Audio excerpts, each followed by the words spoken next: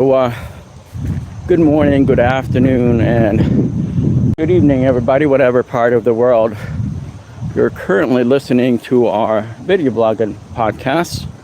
My name is Al Mina, or Aldous Mina, concept author of Faceconomics, the utilization of the social media platform in economic development. Thank you for joining me on this Monday.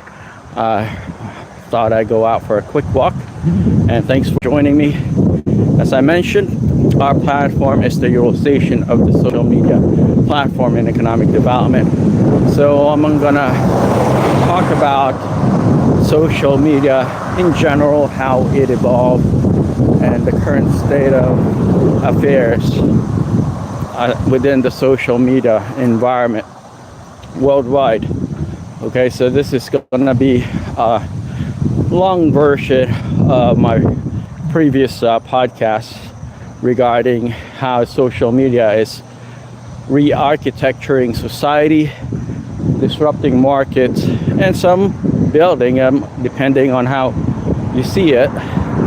But we're gonna explore, social media in general in today's video blogging podcast. It's gonna be a lengthy, a monologue basically. But I would like for you guys to opine. Feel free to let me know what you think. And, basically, we'll kind of dig into the evolution of the social media platform in today's reality. All right, folks. So, depending on your age, I guess some of you might have been exposed to the later social media platforms like High Five and all sorts of social media environment. Twitter. Hey man, what you doing?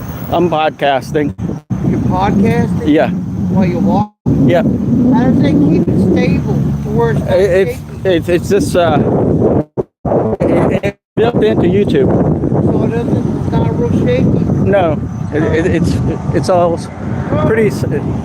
It's pretty stable. So what do you talk about on your podcast? Mostly like social issues, politics, economic development. Politics? Yeah, look us up. It's called Faceconomics TV. It's on YouTube. Okay. Yeah. What's your name? John Bonaducci. John Bonaducci. I'm a Trump supporter. Excellent. So we got one of the smartest guys on this planet. So look us up and you'll see this podcast on our channel. My family's been on the street since 1942. Oh wow. Yeah. So that's quite a bit.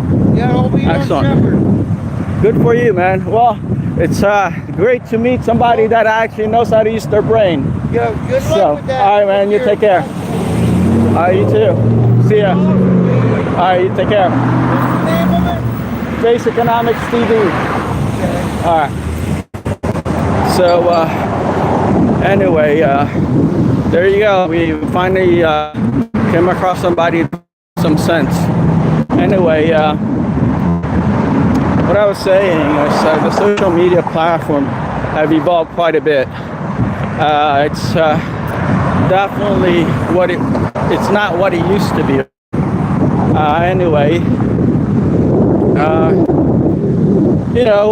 when it was first rolled out, Facebook and all these social media platforms were supposed to be, one of those connectors, multipliers of your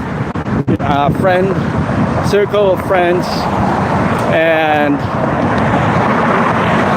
your basic community, right? Socializing online. Back then there was no social media platform other than maybe websites and some community blogs. At least it wasn't around when I was growing up until when I went to college.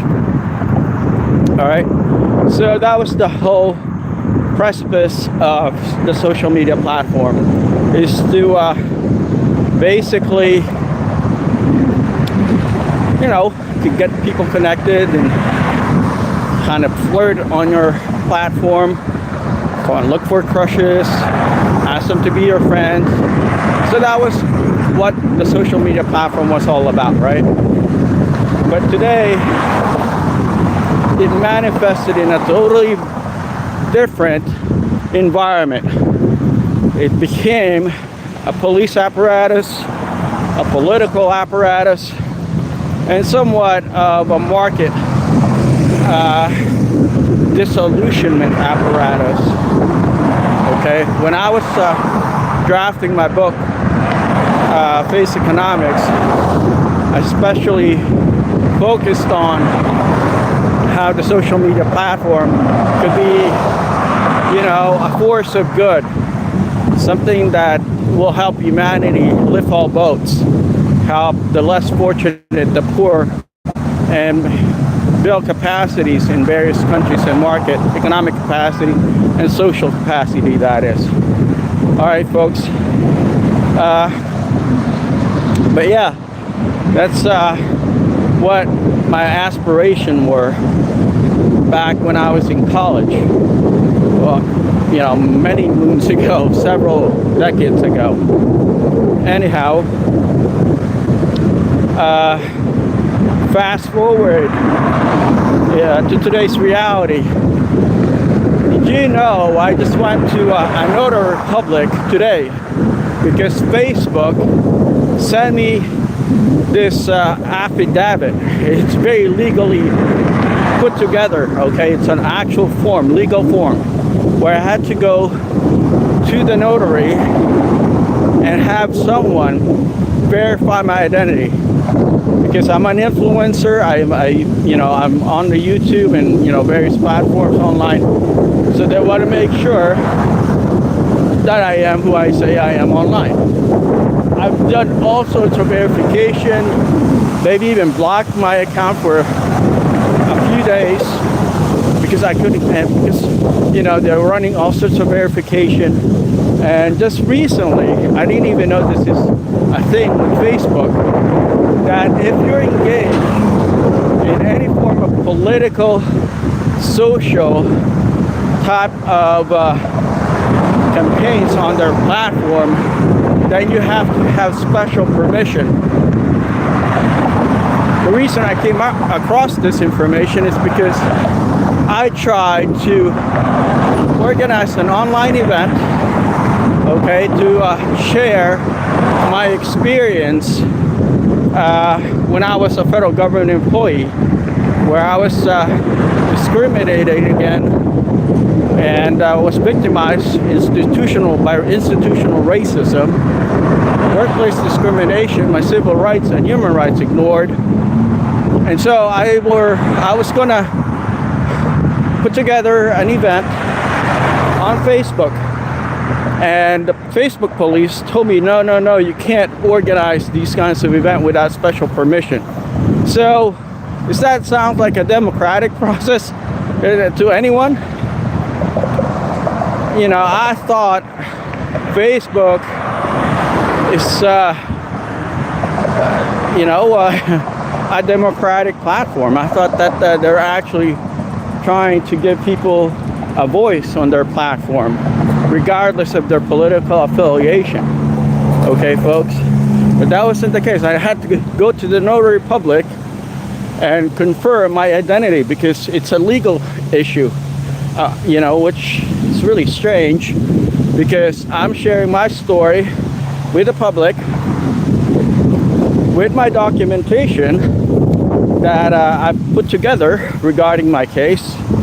And as a former U.S. Senate candidate, as a former politician, well, I guess I am still considered a politician, and so because I'm still going against things that I don't agree with or simply doesn't make sense to anyone as far as policy goes. And yet, Facebook have decided to single me out. Okay?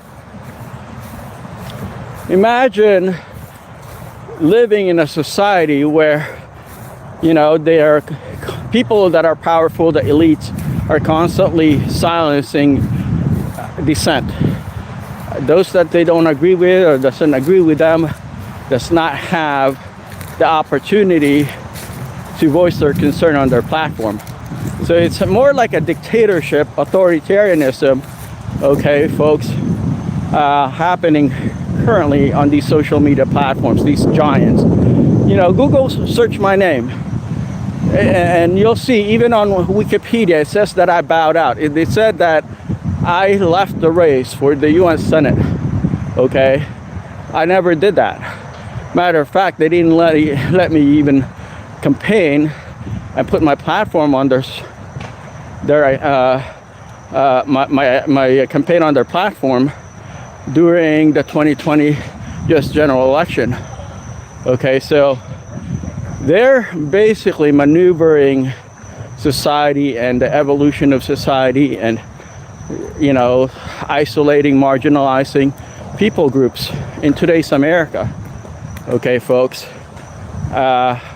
if you're voiceless, powerless, marginalized, have no money, no means of, you know, sending them tons of funds, you're ostracized from society. You're not given equal opportunity and privileges as every other Americans and every other, you know, member of this society. So that's our new reality today with these social media platforms. I think I just saw another hand raised here. But yeah, so that is the evolution of the social media platform in today's world. So did you know that Google and Facebook are now in cahoots with each other? They're connected. And, you know, all you have to do is to get access to your Facebook account is to verify your account on Google.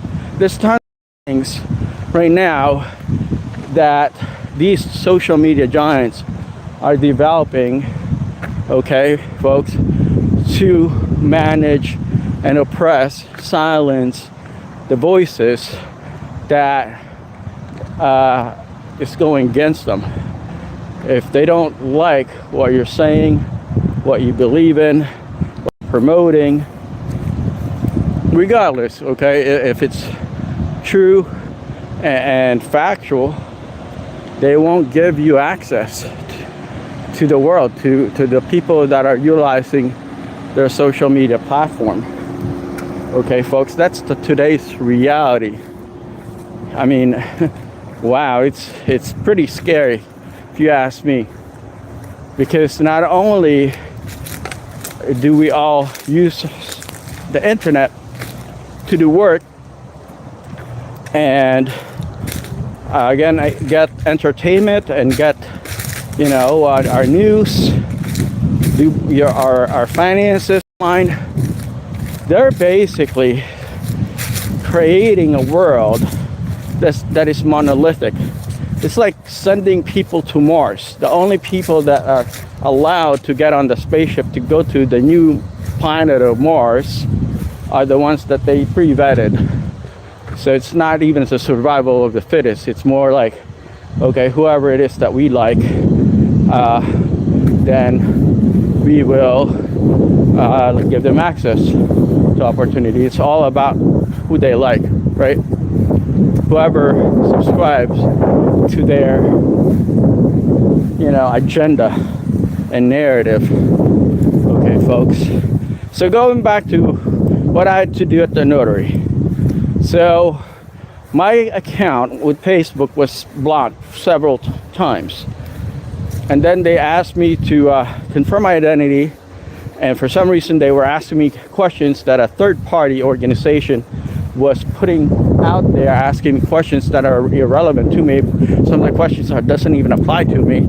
And those that did apply, I don't even remember the answers to those that did apply, because there were 20, 30 years ago. I don't know how they even managed to ask me those questions, because there's just no way for me to remember the answers to those questions. Anyway, so they weren't happy that I couldn't answer all the questions. So they said, well, if you're not going to answer all the questions correctly, then you have to go to a notary public, show them your ID, give them all your personal information, get them to verify it, and then have them sign off on your identity.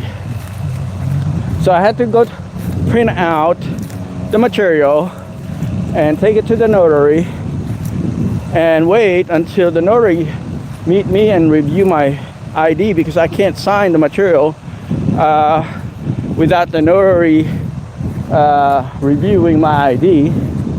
Okay, and then the notary basically vouch that I am who I say I am, that I am a citizen of the country, and that I live, or at least my driver's license show my local address, which, you know, it's been my permanent address,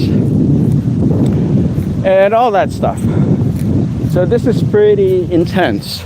This is serious, folks, when these social media giants are requesting access to your personal information. Okay, now who gets to review them?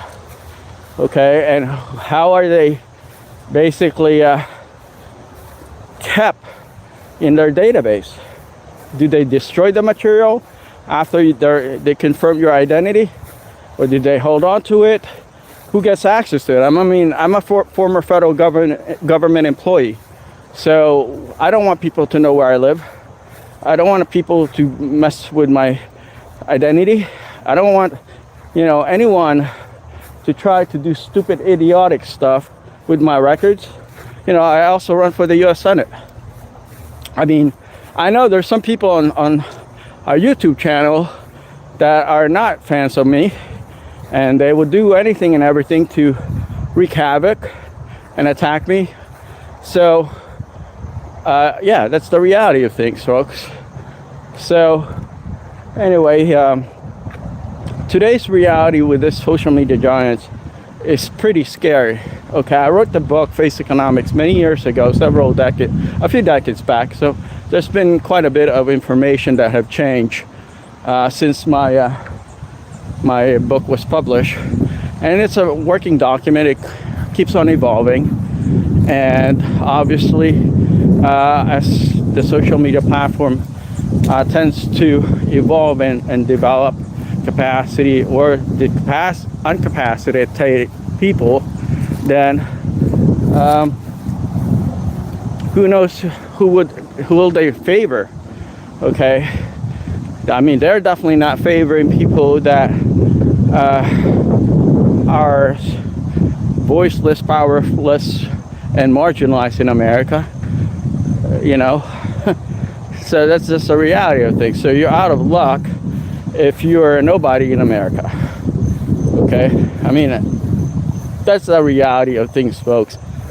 Yeah.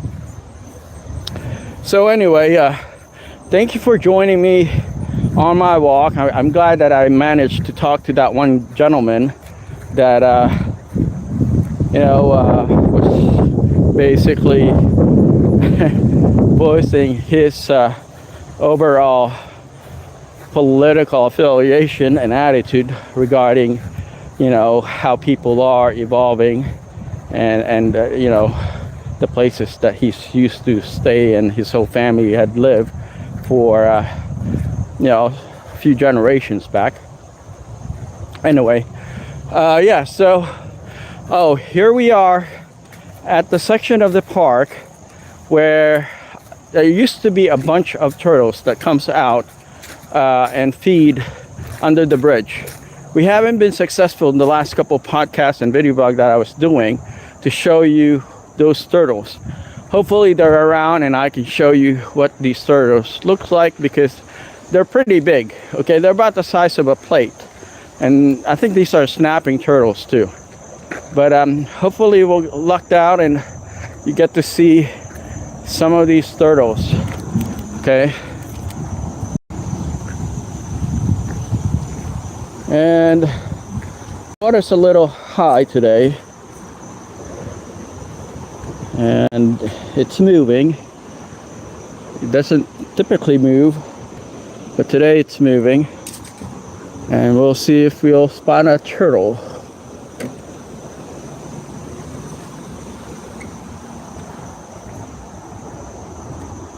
Oh, there they are. See, they're huge. They're humongous. These snapping turtles can bite your finger off. See those turtles right there up on that log? Okay, I guess they got spooked. But they're huge turtles.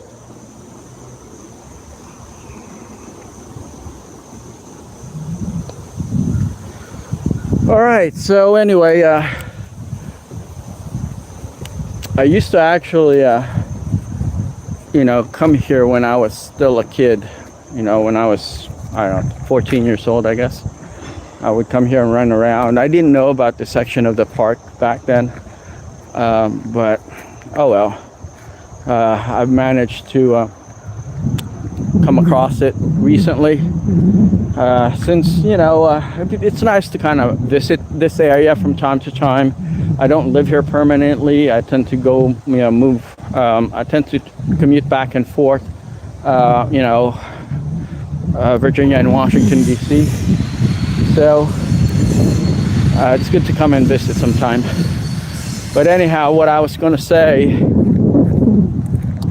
is that the social media platform, if people in the right minds, especially the people that are managing the social media platform, would give some sort of democratic privileges to everyone rather than just to those that they like, then it would be a more of an organic platform where dissent and the meeting of the minds, ideas, and all sorts of productive social discourse are given a chance to permeate, to become known, for people to engage and understand certain values that's different from us, whatever it is that we believe in. It's important that there's dissent in a society, especially in a democratic society. You don't want people telling you on a iron-fisted dictatorial type of way that you should do their thing and my way or the highway type of garbage, right?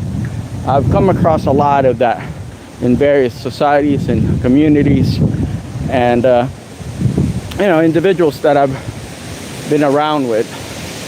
Most of these individuals, countries, societies are toxic. Very, very toxic. Okay? So that's just the reality of things, folks. And now the social media environment is starting to get toxic because the modulator, the people that are managing, moderator and manager of the social media platforms, and the elite organizations that basically are profiting from data that we share on our social media platform. It's basically silencing our voices. They're corrupt and they're evil, and they tend to isolate the ones that are opposing to the way that they're managing their platform. Matter of fact, I started this petition to hold Mark Zuckerberg accountable, okay, to have his butt put in jail for violating public trust on his platform during the January 6th uprising that took place on Capitol Hill, okay, back in 2021, okay. The results of the election was not accepted by some people, which is normal. There are going to be always people that would accept the results of the election and some that won't. But those that didn't accept the election, some of them marched in Washington, D.C. and basically voiced their opinion. And that's totally fine. We live in a democratic society. Freedom of speech is protected. And they have the freedom to go up to Washington, D.C. and protest. Some of them entered the federal buildings, which is you know, as a former federal government employee, I know how strict it is to just barge into a federal government building. I mean, when I was an employee, you go through credentialing process. I mean, fingerprints, everything, background checks. So I know it's not a good idea or even appropriate to just barge into a federal government building. So some did do that. Okay, and there are quite a bit of people that never entered any of these buildings on Capitol Hill or any federal government buildings. They just stayed out on the streets and protest. Guess what Facebook did? Well, they decided to ID everyone, regardless if they march into the buildings or if they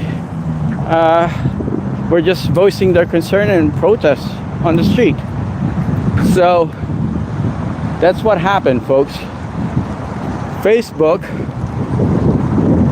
went out of its way to ID every single one, or majority of them at least, of these people that were expressing their dissatisfaction. Okay, folks. So that's just pretty dumb in my opinion, because they're basically infringed, annihilated the freedom of speech of those people that they turned over to the authorities, because the authorities wanted to put them all in jail, which they did. Okay. Yeah. So I'm not sure if the overall results of that event precipitated these vetting process about political speech and social issues being shared on social media. I don't know if that's what it was that caused all this vetting things, but regardless, in a social media platform, everyone should have the opportunity to voice their concerns and express their opinions freely. Okay. But unfortunately, many of these social media giants don't want that to happen, because they're based out of, guess what, in Democrat states, blue states throughout the country. And the people that are pulling the strings are in cahoots with these Democrat politicians in their states of operation, because they know that if they don't comply, that people would be barking down on them. And for the most part it did happen, but there's still this issue with Mark Zuckerberg, that he knew what is right and what is wrong, and he decided to do the wrong thing. So there is no excuse for that. Matter of fact, Mark Zuckerberg's Facebook was one of the social media platforms that cut off access to President Trump when he was in office. I mean, he was sitting in office and he couldn't access his social media platform. So that's the magnitude of the power of these social media platforms, if they can silence a sitting president. All right, folks, and that's what precipitated and created Truth Social, that was put together by Mr. Donald Trump, because he was silenced by the social media giants. Okay, folks, so that in itself just tells you the power and influence of the social media platform in today's reality. Okay, and I wrote about this back when I was still in college. Funny enough, I've discussed all this without even really doing a whole lot of research. I just said, well, these things are the potential, byproduct of the social media platform. That's why I called it faceconomics. It wasn't directly connected with Facebook. I called my concept face economics because social media is evolving, and it's definitely incorporating economic changes throughout the market. And that's why I put it as the utilization of the social media platform in economic development. All right, folks. And so, fast forward to the year 2025, majority of the things that I talked about in my book, Face Economics, People Power, Face Economics Like It, Barking Markets, Face Economics, The World Reset, is now happening. Okay, folks.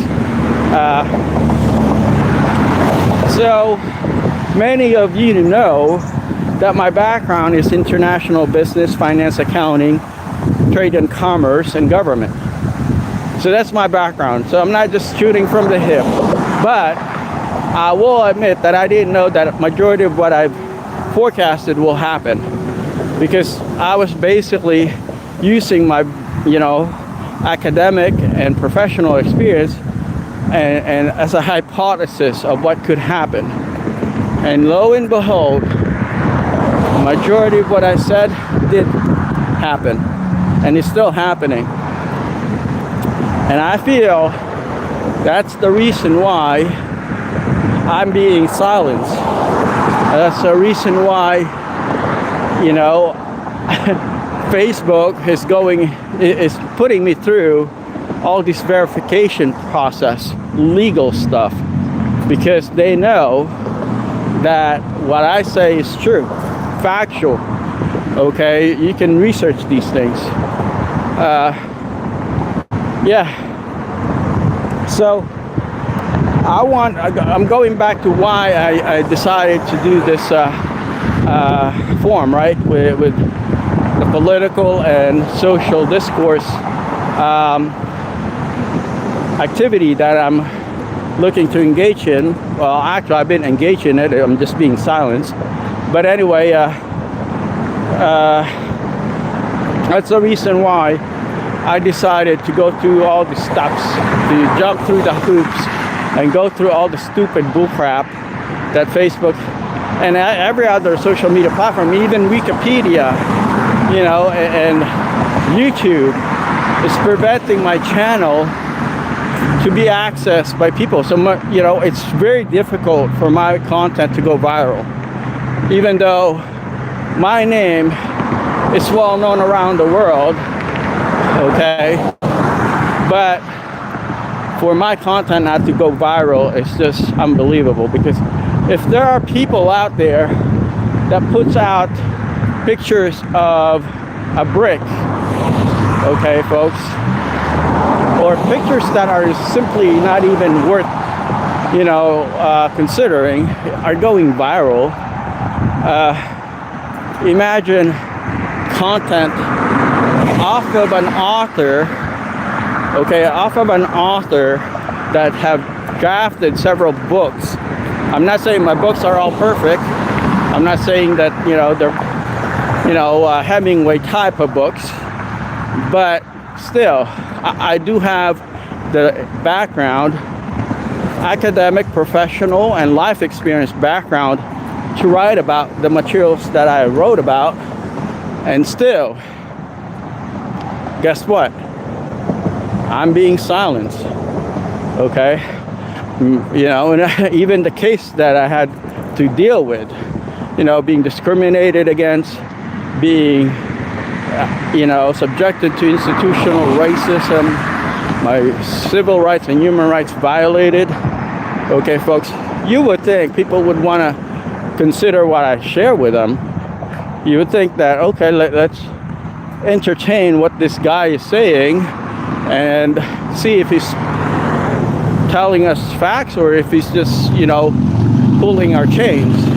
Give the public the opportunity to review my materials, YouTube, Facebook, and all social media platform. Have a freaking backbone to let the public get access to my materials. Okay, folks.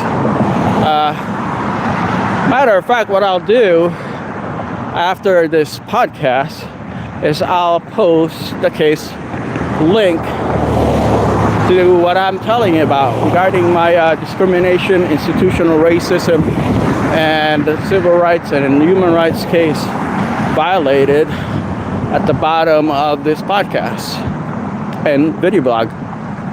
Okay, have the public review it. Okay, so anyhow, thanks for joining me. It's a beautiful, beautiful weather. The date is perfect for speed walking. I'm actually speed walking. Okay, just perfect weather. Not too hot, not too cold. I'm under the shade. The guy that was driving earlier was asking me, you know, if my camera was shaky because, you know, I was moving pretty fast, you know, and I said, well, for some reason I think YouTube has some sort of stabilizer on their live platform, so it's not as shaky as people would imagine. But anyway, yeah, so I'm speed walking. It's a beautiful weather, and I can feel that autumn is on its way. I'm really looking forward to colder months. You know, there were times that I've had it, you know, like especially this year, like back in March, April, I'm like, all right, I'm ready for warmer weather. But I think because of the overall length of the summer months in the East Coast, I kind of want to have a, you know, have a relief.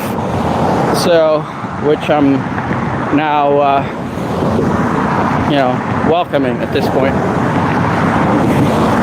So, another thing that I want to talk about that kind of bugged me very deeply and extremely to the point that it really put a major question mark on my overall trust for justice in this country. So there was a lady, young girl, okay, she's a refugee, a Ukrainian refugee is what I heard, and she was in a bus or some sort of train system like a tram. I'm not really sure what type of public transportation she was on. It was at nighttime, and some idiot decided to attack her and kill her. Okay, now it wasn't made public. It wasn't like national news, and there is no social outcry regarding the attack of a young girl on a public transportation system by a man who has been released multiple times out of jail. The guy's a repeat offender, and he's basically what you would consider the biggest menace to society. You know, like his profile. He's the type of person that will destroy anything and everything in its way, in his way, without no good reason at all. You know, he's just a menace to society, put it lightly. Anyway, so no major U.S. news organization covered the story. Okay, folks. Just like no major U.S. news organization covered my case of institutional racism, discrimination, workplace discrimination, and civil rights, human rights violation. And guess what? I'm not the only one that has been marginalized in this country, and that's why I continue to share my story, because it wasn't an isolated case. My case and story is pretty much the story of everybody that looks like me and are marginalized in this country. But most of them don't want to voice their frustration, their concern, their, lack of trust within the justice system of America, because they're scared that they'll be attacked some more and reprimanded and go through all the same bullcrap that they had to go through already. So I mean, when more crap started coming my way. But somebody has to do these things, folks. Somebody has to stand up, and somebody should voice their concern, and unfortunately in America, if you were to do that, you get attacked more, instead of getting the justice, relief, and aid that you've been requesting. You're basically ostracized, singled out, and punished for sharing your story. All right, now, what other social groups and minority groups have done that? Okay, when they share their story, they get, penalized. Okay, so yeah. Unfortunately, if you're voiceless, powerless in America, outnumbered, marginalized, you're pretty much out of luck, unless somebody in power, somebody with authority, show mercy on you and give you pity and, advocates for you. Okay? Because you're going against a pre-existing condition in a system that is not only broken, it's pretty corrupt. So, yeah, folks. With this said, thank you for joining me on our power walk. Okay, and being a part of my podcast and video blog. I will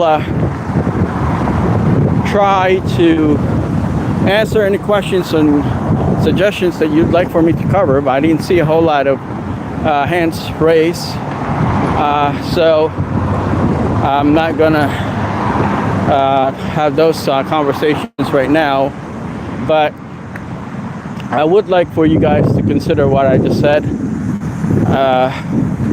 and please make sure to like, subscribe, and share our YouTube channel with your family and friends, and keep the conversation going, because at the end of the day, we got to make a difference. We got to raise our voice and share our concerns. With that said, folks, thank you for joining me on my video blog and podcast. I look forward to connecting with you once again, and enjoy the rest of your week. Take care.